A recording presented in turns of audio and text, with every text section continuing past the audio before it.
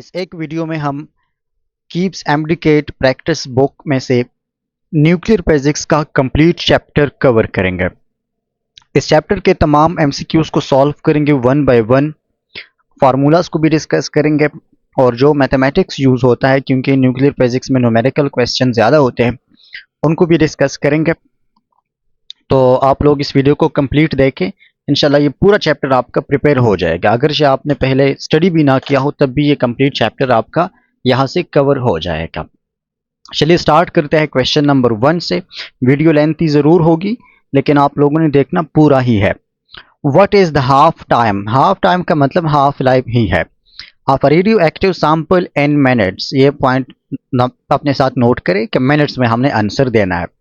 If it's mean life is 200 second, इसका mean life हमें given है 200 सेकंड है, हाफ लाइफ हमें पूछ रहे हैं और मिनट्स में आंसर पूछ रहा है।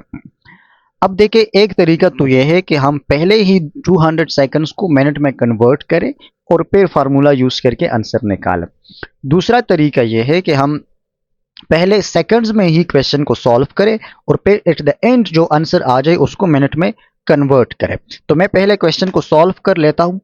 क्वेश्चन को सॉल्व करने का तरीका क्या है? फार्मूला मीन लाइफ और हाफ लाइफ के बिटवीन का जो रिलेशन है वो आपको आनी चाहिए, और अगर आपको नहीं आती तो ये फार्मूला अपने साथ नोट करें। फार्मूला ये है कि जो मीन लाइफ है, हमें हाफ लाइफ को फाइंड करना है ना, तो जो हाफ लाइफ है that is equal to half life is equal to mean life multiply by 0.693। ये हाफ लाइफ और मीन लाइफ के बिटवीन का रिलेशन है। आप इसका उल्टा भी लिख सकते हैं जिस तरह आपको याद रह सके। अब इसमें वैल्यूज को पुट करें। पहले जो मीन लाइफ हमें गिवन है 200 सेकंड्स, तो हम उसके लिए 200 को पुट करते हैं मल्टीप्लाई बाय 0.693। अब ये मैथमेटिक्स थोड़ा कॉम्प्लेक्स लग रहा हो आप लोगों को क्योंकि मेडिकल के स्टूडेंट्स हैं, तो डरने की जरूरत नहीं है। सिंपली अगर किसी नंबर में ज्यादा जीरोस है, मतलब पहले नंबर जो उनके जीरो है, 2 जीरोस है, तो यहाँ पर राइट साइड से 2 जीरोस लगाए और इस 2 को इस पूरे नंबर के साथ बारी बारी मल्टीप्लाई करें। लेकिन हम राइट साइड से स्टार्ट करेंगे 3 से। 2 3 जा 6 आ जाएगा, 2 9 जा 18 आ जाएगा, 1 कैरी हो जाएगा, एंड 2 6 जा 12 प्लस 1 13 आ जाएगा। ठीक है। अब देखिए, जो डिसिमल वाला नंबर है, ये वाला जो डिसिमल का नंबर है, इसमें डिसिमल कौन सी जगह पर है? After 3 digits from right side, right side से 3 डिजिट्स के बाद। तो आंसर भी इस तरह होगा कि राइट साइड से 3 डिजिट्स के बाद, मतलब 6 और 8 के बिटवीन इसका डिसिमल पॉइंट होगा। तो हमारा आंसर यहाँ पर आ जाएगा 138.6 सेकंड्स। अब ये सेकंड्स में है तो हमने इसको कन्वर्ट करना है मिनट के अंदर। अप्रोक्सीमेट हम कर सकते हैं 138.6 को 138 ही कंसिडर कर लेते हैं और इसको सॉल्व करते हैं। चलो मैं इसकी कैलकुलेशन के लिए थोड़ा दूसरे स्लाइड पर चला जाऊँ और ताकि हम थोड़ा इजीली इसको सॉल्व कर सके। ठीक है। 138 को डिवाइड कर लेते हैं 60 पर। अगर हमने मिनट सेकंड्स को मिनट में कन्वर्ट करेंगे तो 60 पर डिवाइड करेंगे। ठीक है। अब दोनों को हम 6 से काट सकते हैं। अगर आपको थोड़ी बहुत मैथमेटिक्स आई थी हो तो 10 6 जा 60 और इसको भी 6 से कैंसिल कर दे। 2 6 जा 12, 1 यहाँ पर आ जाएगा, एंड 2 3 जा 18। ठीक है। 23 डिवाइड बाई 10 हो जाएगा ये, 23 डिवाइड बाई 10। अब आप देखें, ये जो 23 को अगर आप 10 पर डिवाइड करते हैं ना, तो एक बात तो कंफर्म है कि इसका आंसर 2 से ग्रेटर होगा। ठीक है। और 2.5 से कम होगा, लेस देन 2.5 होगा। क्यों? क्योंकि ये अगर 25 होता तो फिर 2.5 का आंसर आता, अगर 30 होता तो 3 का आंसर आ जाता।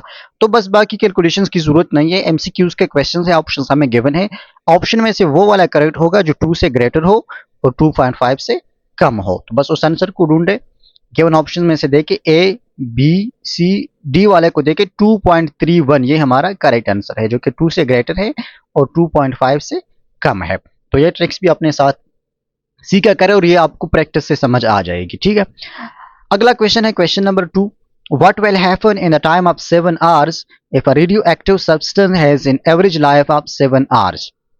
अगर किसी रेडियोएक्टिव सब्सटेंस की एवरेज लाइफ या मीन लाइफ 7 आवर्स है, तो इसका मतलब क्या है कि 7 आवर्स गुजरने के बाद उस सब्सटेंस को क्या होगा? ऑप्शंस देखते हैं। पहला ऑप्शन है कि half of the active nuclei decay, half decay होंगे नहीं, क्योंकि हाफ जिस टाइम में डिके होती है उसको हम हाफ लाइफ बोलते हैं, तो इस ऑप्शन को पहले से कैंसिल कर दे।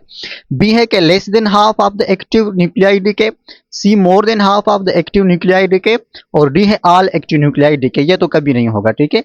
ये अपने साथ एक दूसरा पॉइंट भी, एक्स्ट्रा पॉइंट याद रखे, ठीक है, कि जो रेडियो एक्टिव मटीरियल होता है उसके सारे के सारे एटम्स कभी भी डिके नहीं होते, ये बात याद रखें। अक्सर पूछा जाता है एग्जाम में कि अगर एक सब्सटेंस है या कोई एलिमेंट गिवन होता है कि उसका half life for example 18 years है, तो कितने टाइम में ये अर्थ से मुकम्मल खत्म हो जाएगा, उसका आंसर हमेशा होगा नेवर, ठीक है, कभी भी खत्म नहीं होता। क्यों नहीं होता आगे क्वेश्चंस में आता है, वो मैं डिस्कस कर दूंगा। अब लेस देन और मोर की बात है तो याद रखें एवरेज लाइफ वो होती है जिसमें about 63% of the active nuclei decay हो जाती है। तो 63% 50% से ग्रेटर है, हाफ से ग्रेटर है, तो more than half of the active nuclei decay, C हमारा करेक्ट आंसर है। Question 3, the difference between uranium 238 and uranium 235 and 238 atoms is that. Uranium 235 और 238 में डिफरेंस क्या है? तो मास का डिफरेंस है ना, एटॉमिक मास दोनों का डिफरेंट है। यूरेनियम 238 का एटॉमिक मास अब फैक्टर ऑफ 3 ग्रेटर है। तो एटॉमिक मास में कौन सी चीजें इंक्लूड होती है? इसमें कौन सी चीजें इंक्लूड है? प्रोटॉन प्लस न्यूट्रॉन इंक्लूड होती है। अब दोनों एक दूसरे के आइसोटोप्स है, तो आइसोटोप्स का मतलब है कि दोनों में नंबर ऑफ प्रोटॉन्स वो सेम है। मैं कलर को थोड़ा सा चेंज कर लेता हूं ताकि आसानी से समझ आ सके।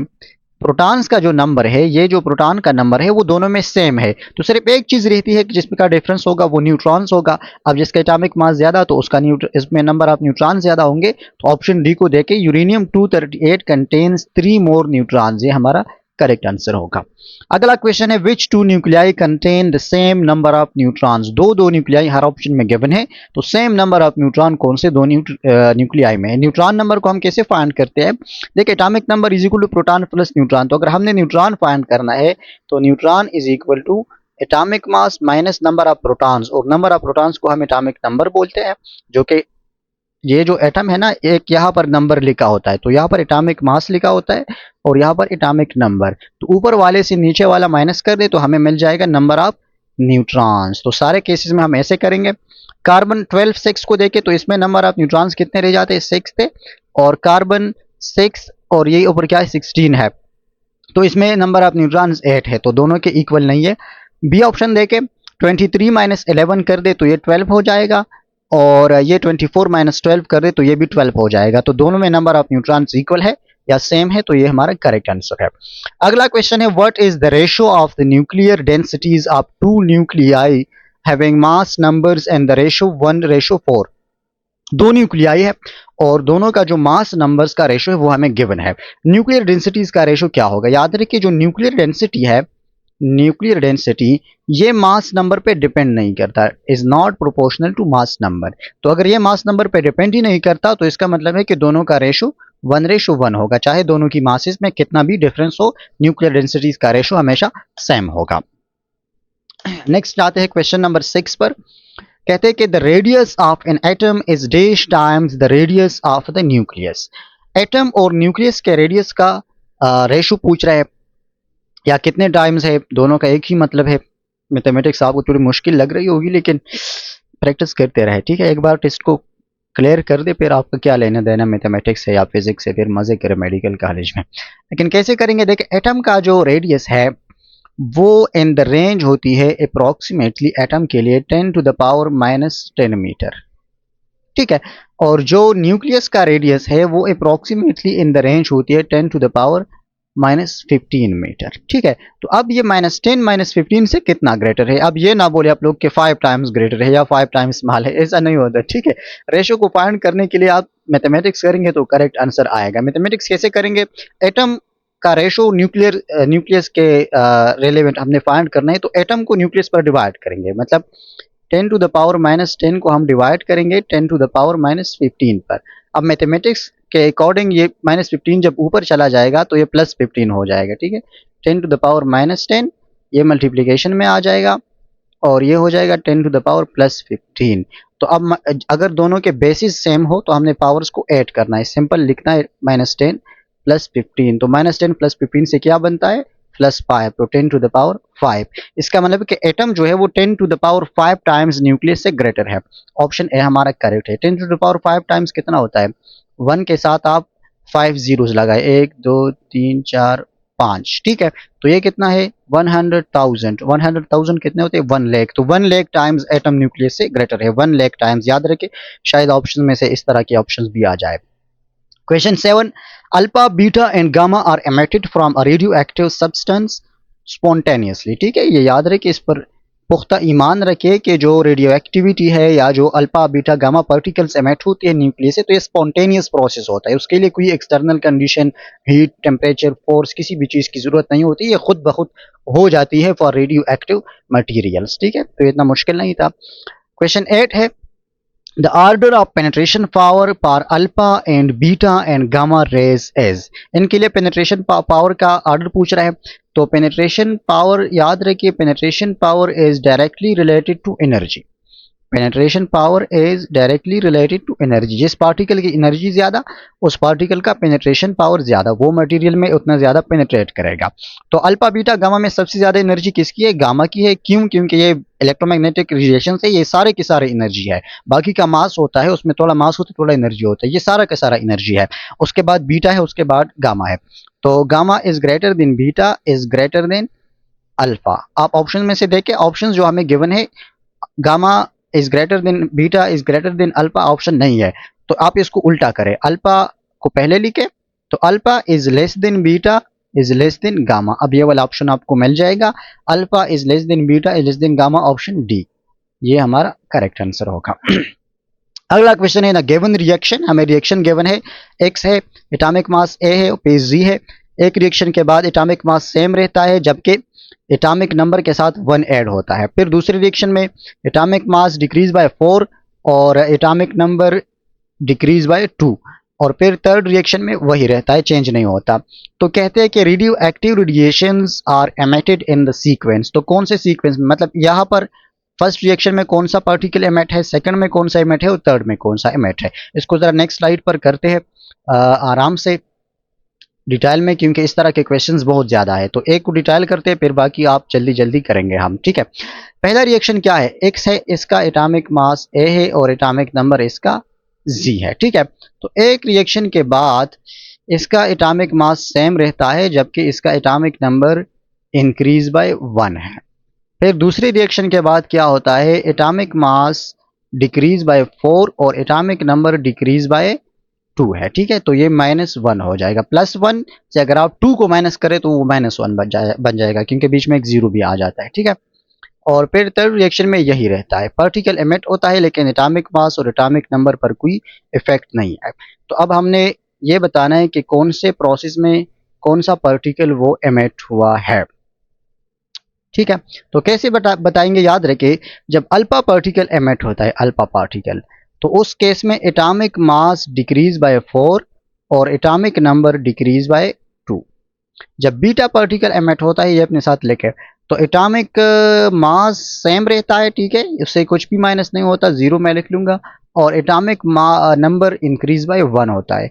और गामा जब एमिट होती है तो एटॉमिक मास भी सेम रहता है और एटॉमिक नंबर भी वही रहता है। तो पहले और रिएक्शन में क्या हुआ है, एटॉमिक मास सेम है, एटॉमिक नंबर इंक्रीज बाय 1 है, तो फर्स्ट टाइम पर बीटा पार्टिकल एमिट है।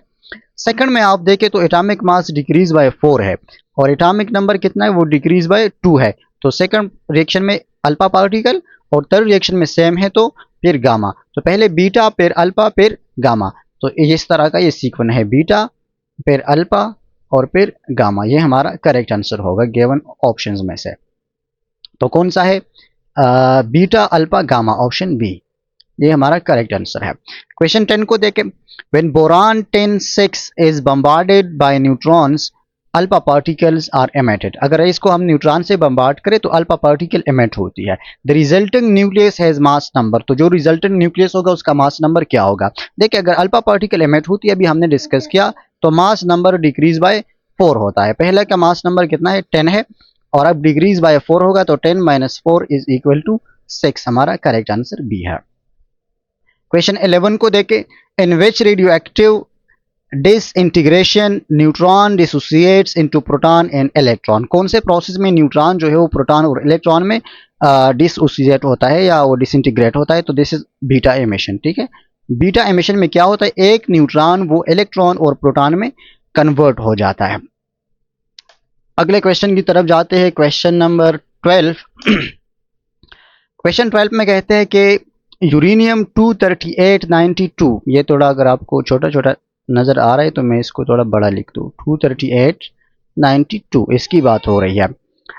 Emits 2 alpha particles in 2 beta particles, 2 alpha particles emit है, 2 अल्फा एंड 2 बीटा पार्टिकल्स। ठीक है, and transforms into a thorium nucleus, और उसका जो रिजल्टेंट न्यूक्लियाई बनती है वो थोरियम न्यूक्लियस बनती है। Which of the following is the mass number and atomic number of thorium nucleus so produce. तो अब जो रिजल्टेंट न्यूक्लियस बना है थोरियम का, इसका एटॉमिक मास क्या होगा और एटॉमिक नंबर क्या होगा? तो बहुत ही सिंपल है।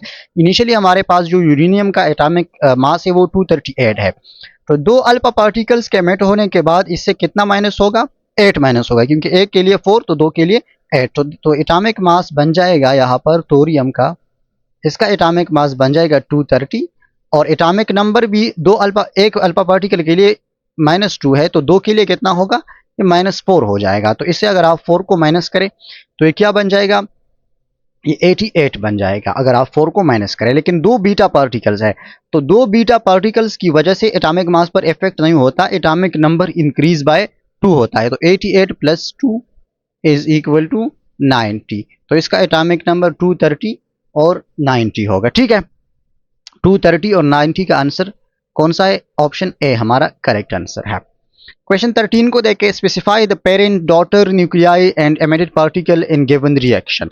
हमें एक पेरेंट न्यूक्लियस गिवन है, एक डॉटर न्यूक्लियस गिवन है और एक एमिटेड पार्टिकल गिवन है, और हमें स्पेसिफाई करना है कि ये पेरेंट न्यूक्लियस कौन सा है, ये डॉटर कौन सा है और एमिटेड पार्टिकल कौन सा है। तो पार्टिकल को तो हम बहुत आसानी से डिटेक्ट कर सकते हैं। देखिए, जब भी इस तरह के क्वेश्चंस है ना, अगर इसमें 3 कैटेगरीज है तो कोशिश करें कि किसी एक कैटेगरी जो आपको इजी लगे उसको आप पकड़ ले कि वो आपको समझ आ जाए, तो उससे ऑटोमेटिकली 2-3 ऑप्शंस कैंसिल हो जाएंगे। अब पार्टिकल कौन सा है? 2 न्यूट्रॉन है और 2 प्रोटॉन है, तो ये कौन सा पार्टिकल हुआ? एटॉमिक मास इसका 4 और एटॉमिक नंबर इसका 2, तो ये कौन सा पार्टिकल है? ये अल्फा पार्टिकल है। तो ये पहले जो 2 ऑप्शन है न्यूट्रॉन का, ये तो कैंसिल करें पहले से ही, क्योंकि ये नहीं हो सकते। Emitted particle is alpha particle, या सी होगा या डी होगा। अब इसमें से एक और को भी पकड़ दे तो थर्ड वाला खुद बहुत ठीक हो जाएगा, करेक्ट आएगा। पेरेंट न्यूक्लियस को देखें, 146 + 92, इसको आप ऐड करें, 146 + 92, अगर आप इसको ऐड करते हैं तो ये आ जाएगा 238। तो 238 जो है ये इसका एटॉमिक मास है। 238 कौन सा एटम का एटॉमिक मास है? यूरेनियम का है। तो ऑप्शन डी, सी और डी में हमने फाइंड करना है, तो यूरेनियम, पेरेंट यूरेनियम है तो डॉटर खुद ब खुद वो थोरियम आ जाएगा। ऑप्शन डी हमारा करेक्ट होगा। अगला क्वेश्चन है, the decay of a nucleus is accompanied by the emission of 2 beta particles.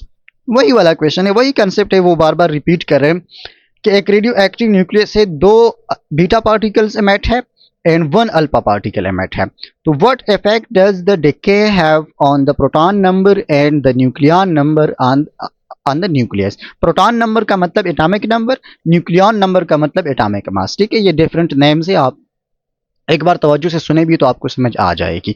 तो ओवरऑल इफेक्ट इसका क्या होगा? देखें, बीटा पार्टिकल्स कितने एमिट है? 2 बीटा पार्टिकल्स है और अल्फा पार्टिकल 1 एमिट है। तो सबसे पहले आप देखें प्रोटॉन नंबर यानी एटॉमिक नंबर पर इफेक्ट क्या होगा। अल्फा पार्टिकल की वजह से एटॉमिक नंबर जो है वो डिक्रीज बाय 2 होगा, सॉरी डिक्रीज बाय 2, हाँ बिल्कुल डिक्रीज बाय 2 है। ठीक है, तो -2 हो जाएगा, z -2 हो जाएगा। एक बीटा पार्टिकल की वजह से एटॉमिक नंबर इंक्रीज बाय 1 होता है, तो 2 की वजह से इंक्रीज बाय 2 हो जाएगा, तो ये z + 2 हो जाएगा।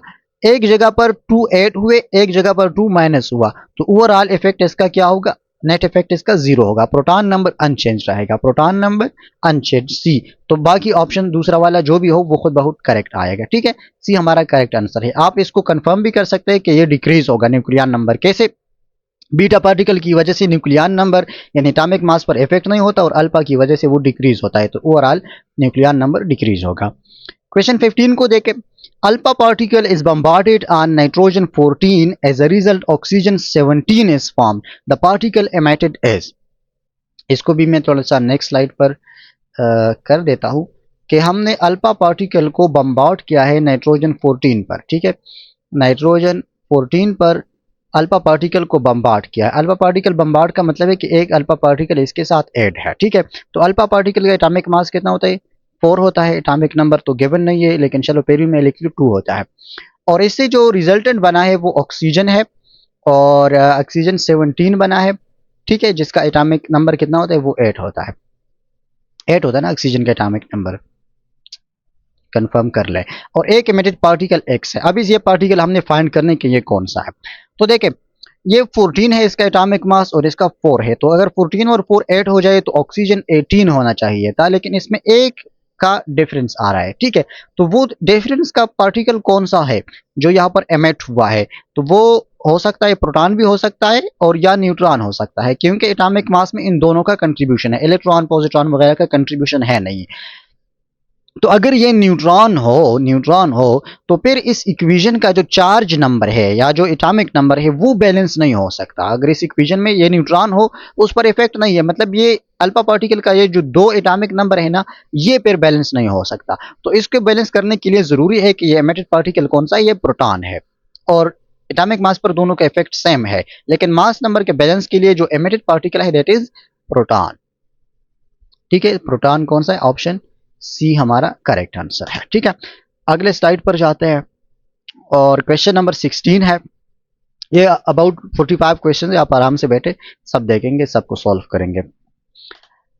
इसमें कहते हैं 16 में कि इफ यूरेनियम 23392, ये भी मैं जरा बड़ा लिख दूं, uranium 23392 decays twice by alpha emission, the resultant isotope will be। बहुत ही सिंपल है, आप खुद भी अब कर सकते हैं कि 2 दफा इसे अल्फा पार्टिकल एमिट हुआ है तो रिजल्टिंग आइसोटोप कौन सा होगा। अब देखिए, 2 अल्फा पार्टिकल का क्या मतलब है? 2 अल्फा पार्टिकल का मतलब है कि एटॉमिक मास डिक्रीज बाय 8 और जो एटॉमिक नंबर है वो डिक्रीज बाय 4। तो इनमें से अगर आप जो भी एक पार्टिकल बनेगा तो उसका एटॉमिक मास जो है वो डिक्रीज बाय 8, ये सॉरी मैंने 4 लिख दिया, तो ये 8 है। तो इसे आप 8 को माइनस करें, ये 225 बन जाएगा, और ये डिक्रीज बाय 4 है तो ये 88। तो गिवन ऑप्शन में से जिसका भी 225 88 है वही हमारा करेक्ट आंसर होगा। ये है, ये कौन सा है? रेडॉन है या कौन सा है? आर गिवन है। आर किस चीज़ का है मुझे नहीं पता, लेकिन ये हमारा करेक्ट आंसर होगा, ठीक है। 88 और 225, ठीक है। 225 30 88, ठीक है। Question 17 है, the following represents a sequence of radioactive decay involving 2 alpha particles and 1 beta particle। 2 alpha particle emit है और 1 beta particle emit है। What is the resultant nucleus क्या होगा? वही concept है। 2 alpha particles की वजह से atomic mass decrease by 4 होगा और atomic mass by 8 होगा और atomic number decrease by 4 होगा। और एक बीटा पार्टिकल है, तो एक बीटा पार्टिकल की वजह से एटॉमिक मास पर इफेक्ट नहीं होगा।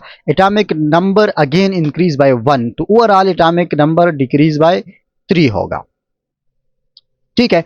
तो जो हमारा पेरेंट न्यूक्लियस है उसको देखें आप, इसका एटॉमिक मास 217 है और एटॉमिक नंबर 85 है। एटॉमिक मास इसका कितना है? मैं एक से लिख दूं, वो 217 है और एटॉमिक नंबर इसका वो 85 है। तो एटॉमिक मास वो डिक्रीज बाय 8 है, तो 217 से 8 को माइनस करें 209 हो जाएगा और यहाँ से 3 को माइनस करें तो 82। तो आप गिवन ऑप्शन में से देखिए 209 और 82 वाला हमारा करेक्ट आंसर होगा। 209 और 82 मेरे ख्याल में ये है, ठीक है, ऑप्शन बी। ये अगर छोटे नज़र आ रहे हो तो कोई मसला नहीं, आप कंसेप्ट को सीख लें, पेपर में बड़ा बड़ा नज़र आएगा। ठीक है, छोड़ना नहीं है, लेक्चर को देखना है, पूरा चैप्टर को कंप्लीट करना है हर हाल में।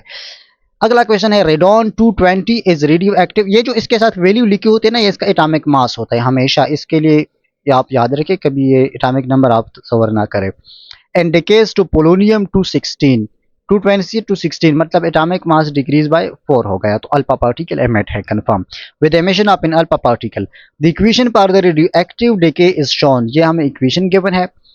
How many neutrons are in the radon and polonium nuclei. ये तो बहुत सिंपल क्वेश्चन है, उन्होंने पूछा है कि नंबर ऑफ न्यूट्रॉन्स बताए, तो वही क्वेश्चन है, atomic mass minus atomic number is give equal to number of neutrons. तो ये 220 है और ये क्या है, ये 86 है।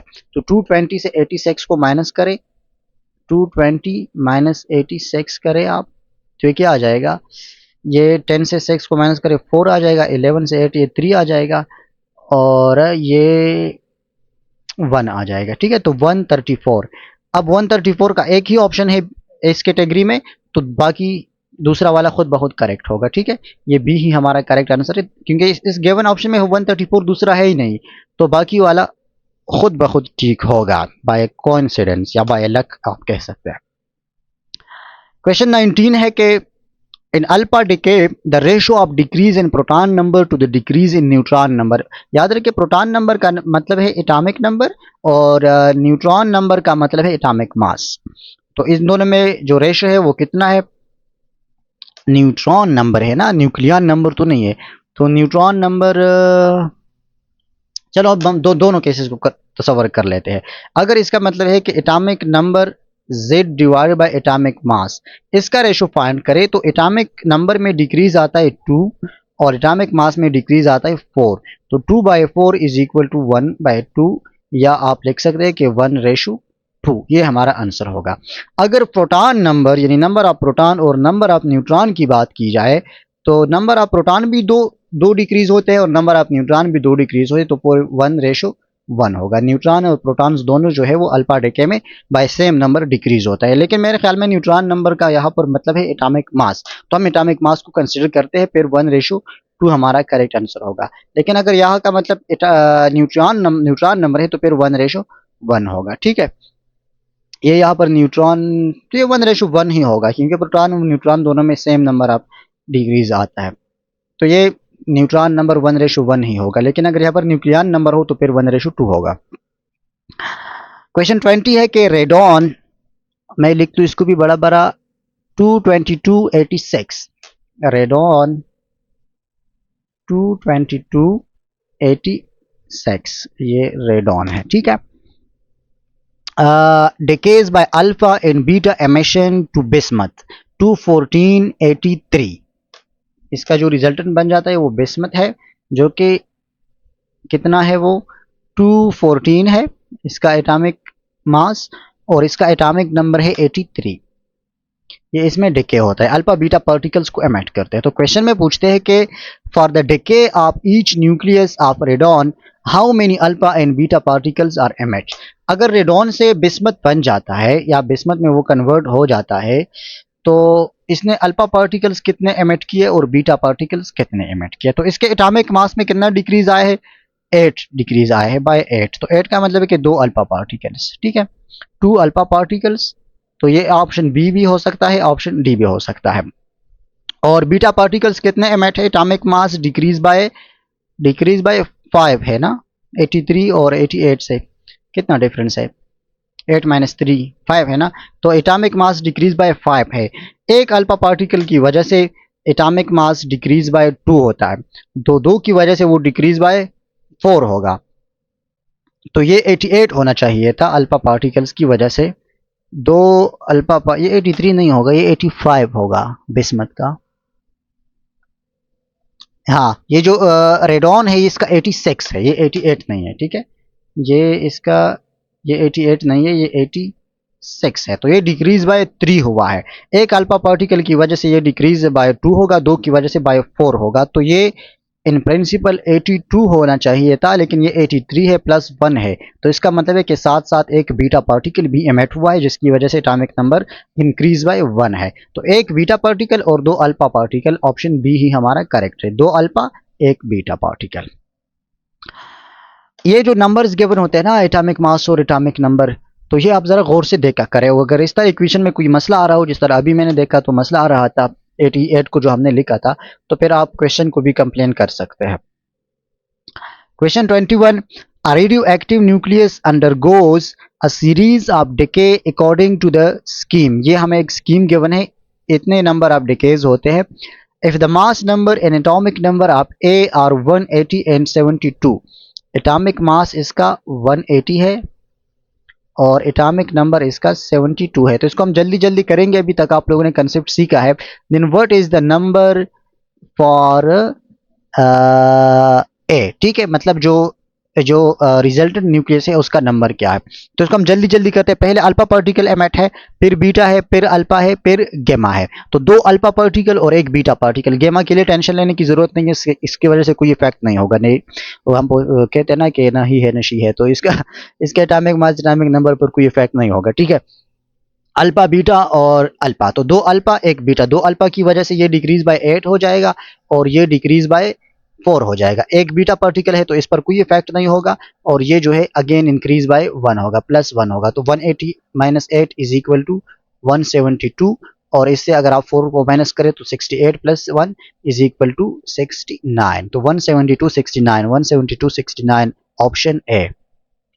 अगला question 22, neutron decay in the free space is given. Neutron decay के लिए इक्वेशन हमें गिवन है कि इस तरह डिके होता है। ये प्रोटॉन है, ये इलेक्ट्रॉन है, एक प्रोटॉन और एक इलेक्ट्रॉन प्लस कुछ एक्स्ट्रा पार्टिकल भी है, और वो कौन सी पार्टिकल है, वो न्यूट्रिनो है, एंटी न्यूट्रिनो है, ठीक है, एंटी न्यूट्रिनो है, याद रखिए। इलेक्ट्रॉन के साथ हमेशा एंटी न्यूट्रिनो एमिट होगी। Next question number 21, the ratio of the rate of decays of a parent to the number of radioactive nuclei present at that time is equal to। ये again हमसे ratio पूछ रहे हैं। Ratio का मतलब division होता है, rate of decay of parent atom.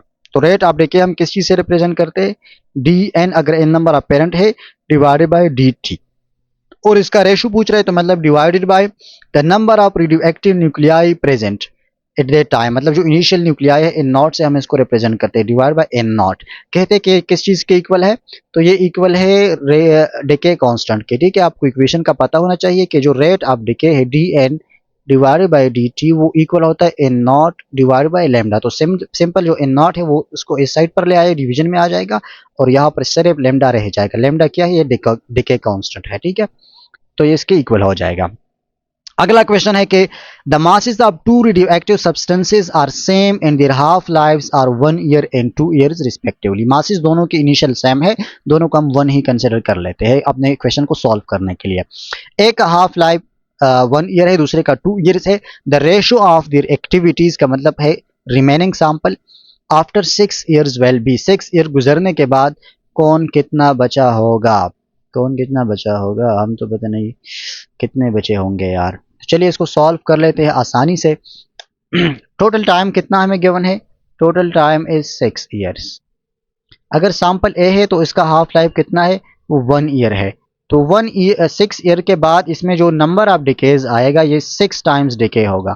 जो सैंपल बी है इसका हाफ लाइफ 2 ईयर्स है, ठीक है। तो 6 ईयर गुजरने के बाद ये इसके जो नंबर ऑफ डिकेज है वो 3 है, ये 3 टाइम्स डिके होगा। इनिशियल अमाउंट दोनों का सेम है, हम दोनों को 1 ही कंसिडर कर ले कि इनिशियली दोनों 1 ग्राम है या 1 केजी यूनिट ना लेके, क्योंकि दोनों का यूनिट सेम है और रेशो फाइंड करने दोनों कैंसिल आउट हो जाएंगे, कोई ज़रूरत नहीं है उसकी, ठीक है। तो जो रिमेनिंग एक्टिविटी होती है या जो n number of atoms remaining वो इक्वल होती है 1/2 टू द पावर एन, और एन का मतलब है नंबर ऑफ डिकेज। कोई भी एटम जितने टाइम्स डिके होता है तो हम एन की वैल्यू पुट करते हैं। तो पहले ए के लिए पुट करते हैं, ए के लिए हम एन की वैल्यू 6 पुट करेंगे, 1 divided by 2 to the power 6, और अगर आप इसको फाइंड करेंगे तो दिस इज इक्वल टू 1/64। अब बी के लिए सेम यही कैलकुलेशन करें, n is equal to 1 divide by 2 to the power, ये 3 हो जाएगा, और 1 divide by 2 to the power 3 is equal to 1/8, ठीक है। तो ये हमारा 1/8। अब 1/64 को 1/64 को अगर आप डिवाइड करेंगे 1/8 के साथ, 1/8 के साथ, तो ये इक्वल हो जाएगा। डिवीजन का रूल ये है कि सेकंड नंबर को हम क्या करेंगे, मल्टीप्लिकेशन में कन्वर्ट करेंगे और ये उल्टा हो जाएगा, 8/1, 8 1 जा 8 और ये 8 हो जाएगा, ठीक है, 8 8 जा 64। तो overall ratio is equal to 1/8 या 1:8। तो हमारा करेक्ट आंसर क्या होगा, 1:8। कौन किधर है, 1:8, ऑप्शन सी हमारा करेक्ट आंसर है, ठीक है। Let me check whether my screen is working और नॉट। किधर चला गया है, 35 इन 20, ठीक है, बिल्कुल वर्किंग कर रहा है। मैं थोड़ा इसको चेक कर रहा था, ऐसा ना हम लगे रहे और रिकॉर्डिंग जो है वो stop we have. अगला क्वेश्चन है question number 26. In a sample of radioactive material, एक रेडियोएक्टिव मटेरियल का सैंपल है, what fraction of the initial number of active nuclei will remain undisintegrated after half life of the sample. Half of the half life मतलब यह है कि पूरा half life नहीं गुजरा, हाफ टाइम गुजरा है. अगर हाफ लाइफ किसी मटेरियल का वो 10 डेज है तो अभी सिर्फ 5 डेज गुजरे हैं, तो 5 डेज के बाद कितना अमाउंट रिमेनिंग होगा. ठीक है, तो इसको भी सॉल्व कर लेते हैं ऑन अ नेक्स्ट स्लाइड. इस तरह क्वेश्चन को हम कैसे टैकल आउट करेंगे, लेट्स सॉल्व दिस. देखिए जो रिमेनिंग नंबर ऑफ एटम्स होते हैं उसका फॉर्मूला तो अपने साथ लेके कि 1/2n होता है.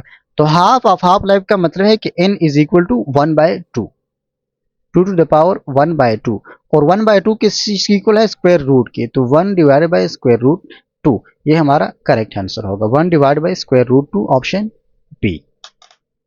ठीक है, अगला क्वेश्चन नंबर 27 है. वीडियो लेंथी होगी लेकिन देखना जरूर है पूरा.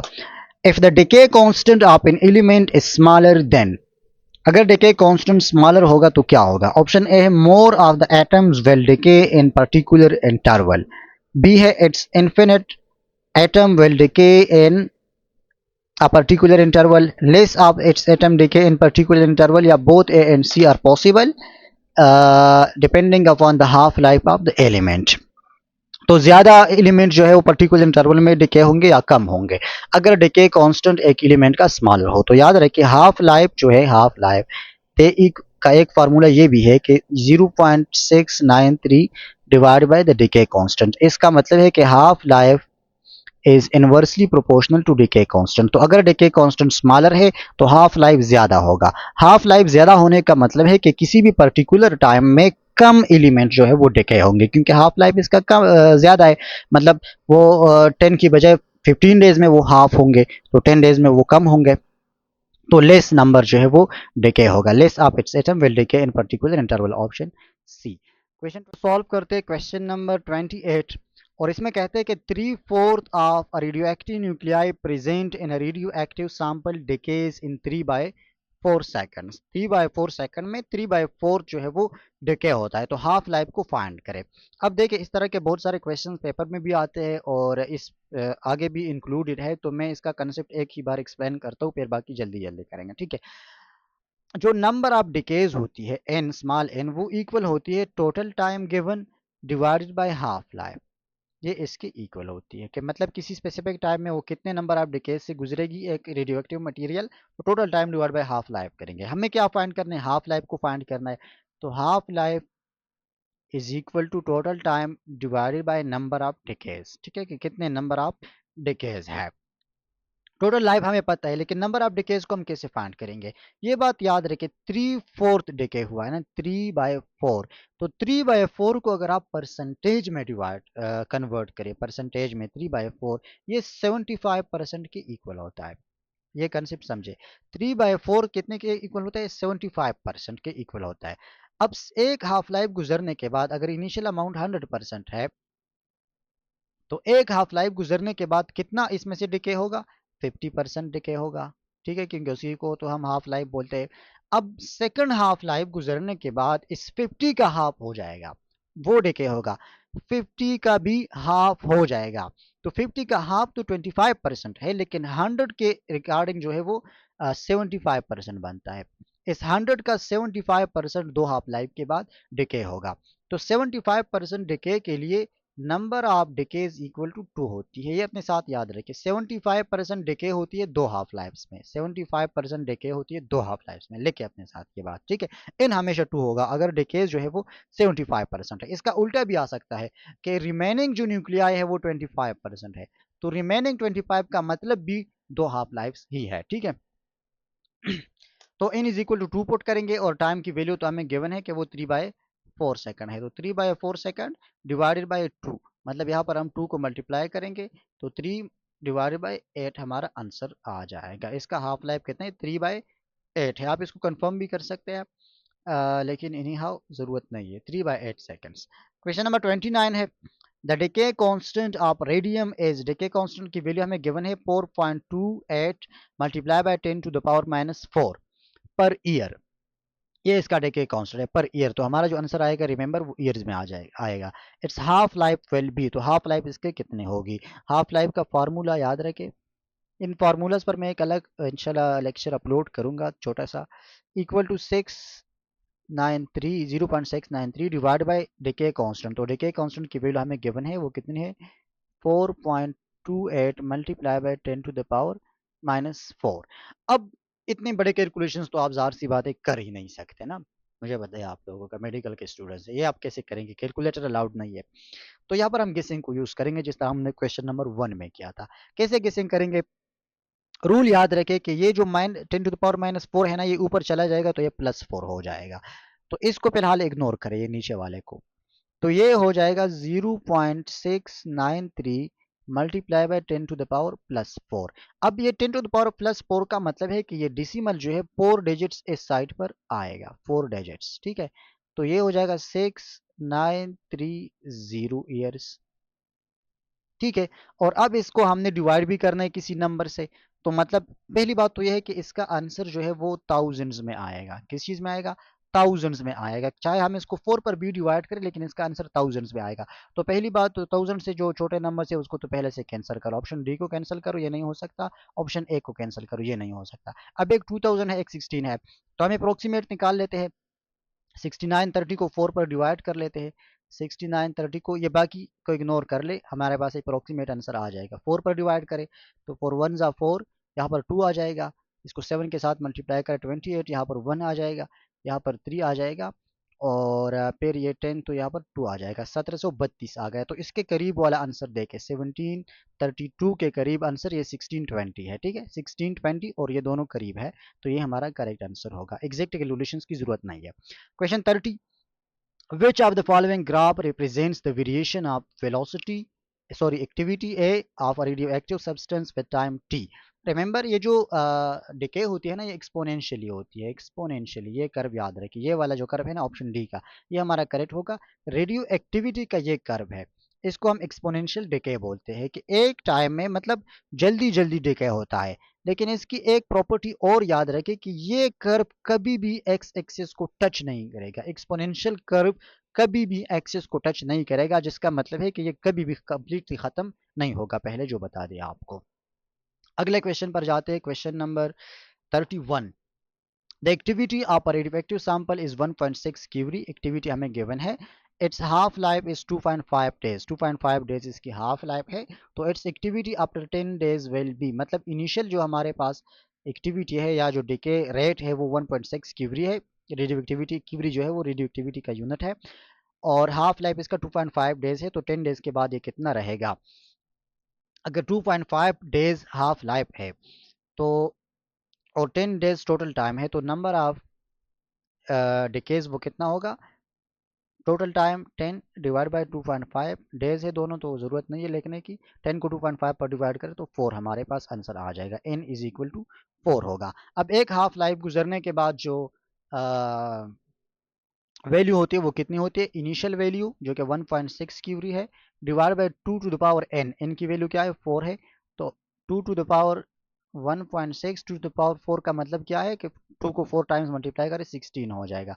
1.6 डिवाइड बाई 16 से आंसर क्या आ जाता है, 0.1। तो 0.1 क्यूरी हमारा करेक्ट आंसर होगा, option B. Question 32, a radioactive element emits 200 particles per second। 200 particles per second का मतलब है कि 200 इसकी एक्टिविटी है। After 3 hours, 3 hours total time है, 25 particles per seconds are emitted। 3 hours गुजरने के बाद इसकी जो एक्टिविटी है वो 25 particles per second पर आ जाती है। तो half life of the period will be, half life को हमने फाइंड करना है। अगेन वही फार्मूला यूज करेंगे और वही जुगाड़ भी यूज करेंगे कि इनिशियल जो वैल्यू है वो 200 है, और जो फाइनल वैल्यू है वो 25 पार्टिकल्स पर सेकंड है, या क्या है, पर सेकंड है, ठीक है। तो नंबर ऑफ हाफ लाइफ्स को हम कैसे फाइंड करेंगे, बहुत ही सिंपल। एक हाफ लाइफ गुजरने के बाद ये 200 क्या हो जाएगा, ये 100 हो जाएगा। दूसरे के बाद 150 हो जाएगा इसका हाफ। तीसरे के बाद 50 का हाफ 25। तो इसका मतलब है कि 200 से 25 में 25 तक आने में इसको नंबर ऑफ हाफ लाइफ्स लगेंगे 3। तो इनकी वैल्यूज हमारे पास बगैर कैलकुलेशंस के आ गई, ठीक है, कॉमन सेंस से आ जाती है। मुश्किल नहीं है।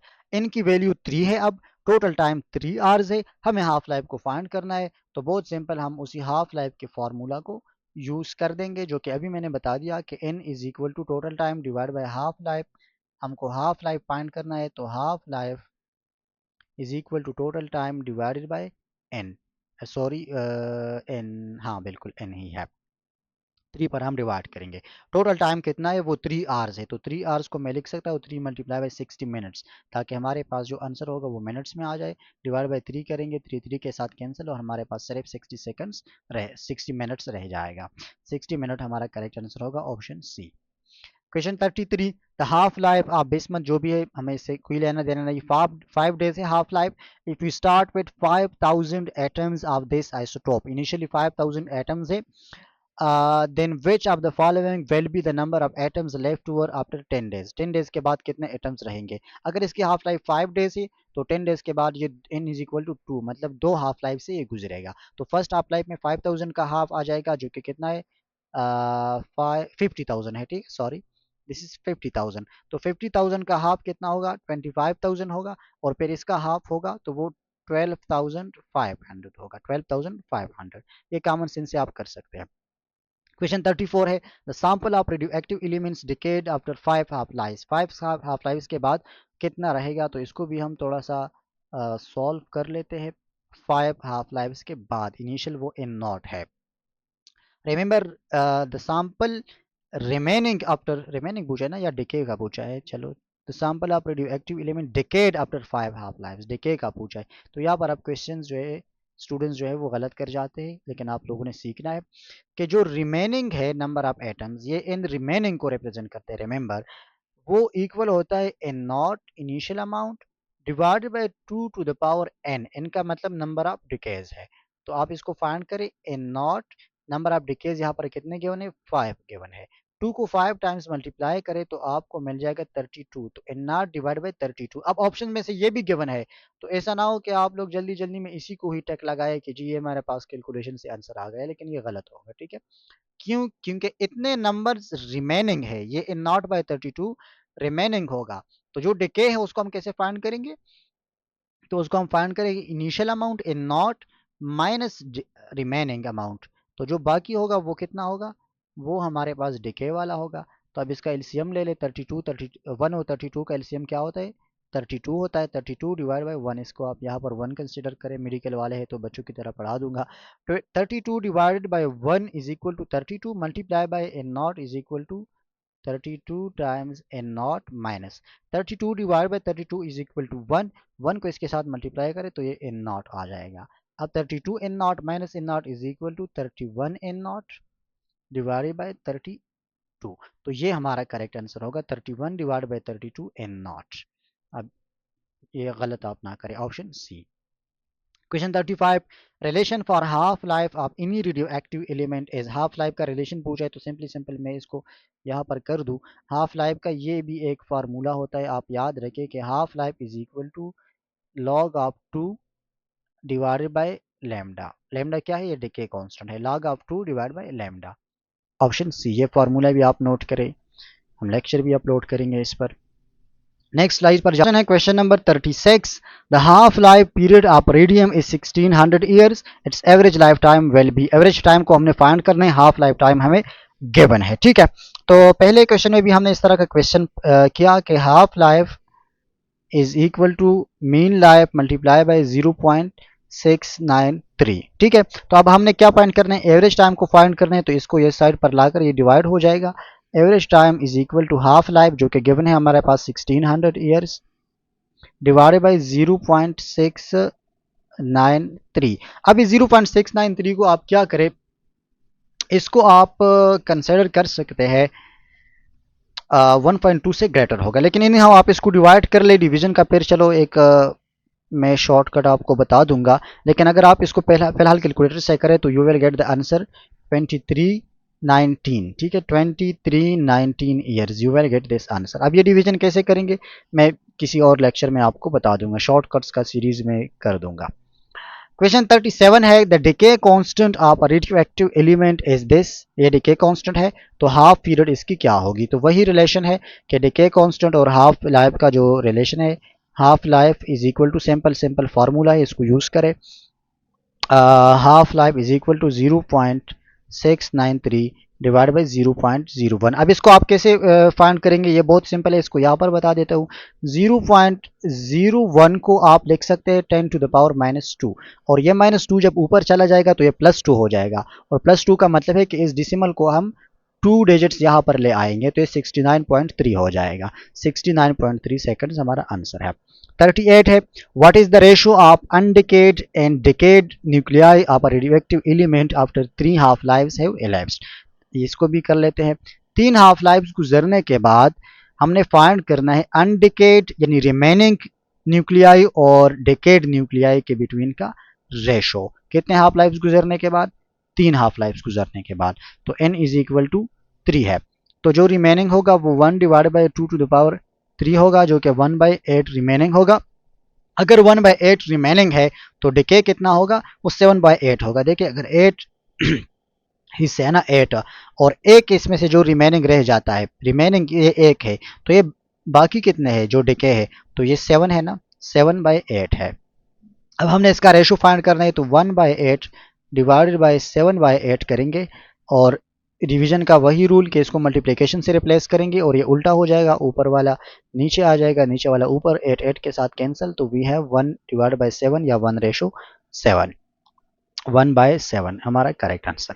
39 which of the following is the percentage of the original quantity of a radioactive material left after 5 half lives approximately। बहुत सिंपल, इसको करने की भी जरूरत नहीं है, कॉमन सेंस है। 5 हाफ लाइव्स गुजरने के बाद परसेंटेज को फाइंड करना है तो इनिशियल वैल्यू को हम 100 कंसिडर करते हैं। फर्स्ट के बाद ये 50 हो जाएगा, सेकंड के बाद ये 25 हो जाएगा, थर्ड के बाद ये 12.5 हो जाएगा, लेकिन हमें अप्रोक्सीमेट आंसर देना है तो हम 12 कंसिडर करते हैं।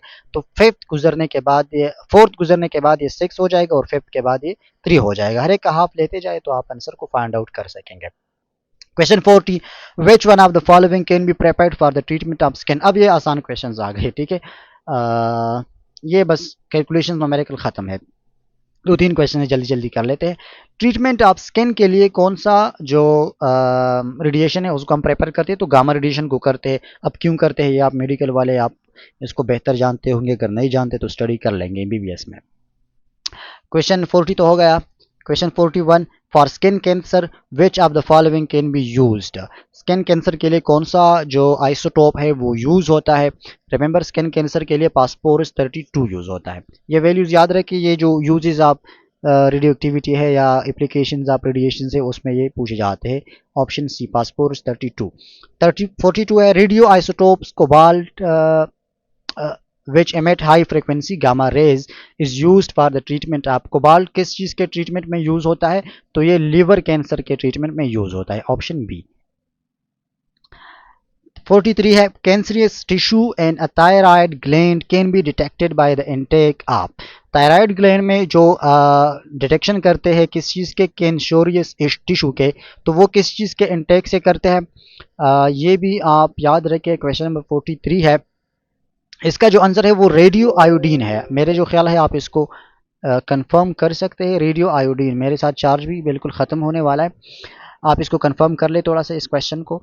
यूजेस है circulation of blood can be studied by carbon sodium 24, ठीक है, सोडियम 24। और आखिरी क्वेश्चन है इस वीडियो का, which of the following is the most useful tracer. Useful tracer कौन सा है, कार्बन 14 है। अब ये क्यों है इसको आप खुद स्टडी कर लीजिए, क्योंकि इसमें कोई इतने एक्सप्लेनेशन की ज़रूरत नहीं है, या मेडिकल वाले ही कर सकते हैं। तो I hope you have watched the video until now. अगर आप अभी तक देखा है तो you are very brilliant student. मिलते हैं नेक्स्ट चैप्टर के इस तरह कंप्लीट डिस्कशंस में। Thank you.